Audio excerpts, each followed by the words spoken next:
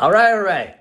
Been getting asked this question a lot, and we're gonna get answers or make this one video so I don't have to answer it again, or maybe I'll answer it in different flavors after this video. But I get the question, Colin, you live in Los Angeles. You don't own a car. How do you do it? Boom. That's all you need to know. End of the video. All right, so let's elaborate on that. I moved to Los Angeles for three things: big beaches, big music, most importantly, big aerospace. All the aerospace jobs I'm interested in are in El Segundo. All the music I'm interested in is in Hollywood, and of course, the big beach, West LA. About 70% of my time I want to be spending at home, in beaches, or in coffee shops. All these things are within walking distance or a quick bike ride along the Los Angeles Beach bike path, so I'm not worried about transportation here. Quarter of my time working in an aerospace company, and the remainder 5% exploring the rest of the city. And of course I need to occasionally buy food.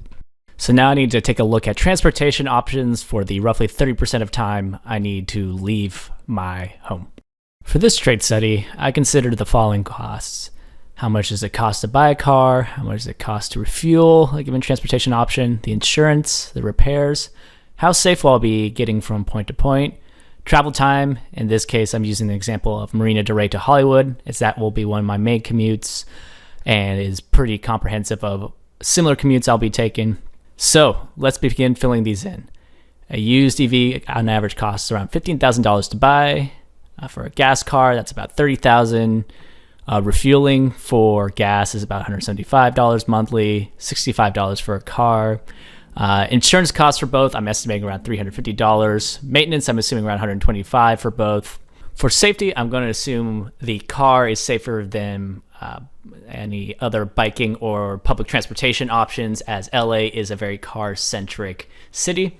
Some of the data I found online does seem to support this. However, I did find some interesting maps from LA DOT showing that any injury or death-related risks from biking versus taking a car seem to be localized in certain areas that I'm not planning to frequent super often.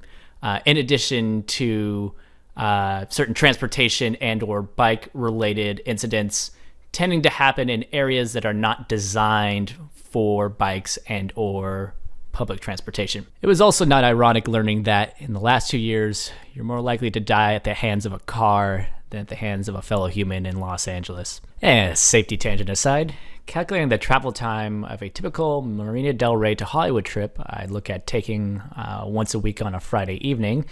Typical car commute times for this range is in the 40 to 85 minute range.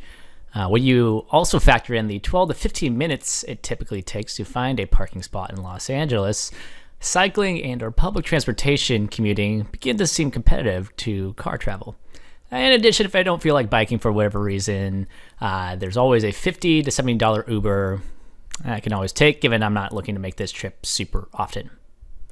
In regards to commuting for work, this year I've been fortunate to score a remote job. That said, most of the companies I'm looking for, as pointed out earlier, are in the El Segundo area, which is a nice 30 to 60 minute bike ride away along a very nice Marvin Browd beach bike path under LA sunny sky for most of it, with pretty safe neighborhood pathways navigating inland once you hit the El Segundo area. So with all that, factoring in the average monthly cost of parking Los Angeles, and then putting in the cost of buying an e-bike, which is about $2,000, I end up saving about $800 to $1,000 a month by not being car dependent, and instead being a little bit more thoughtful with my use of my e-bike, Ubering, and using the publicly available LA Metro transportation to meet my needs. And as an added bonus, I get to tell myself I'm living 3 to 14 months longer by biking, and I'll be ready for the LA cycling revolution when the city finally figures out the roads are costing it too much and a much cheaper option is available to it, like many other European countries have discovered decades ago.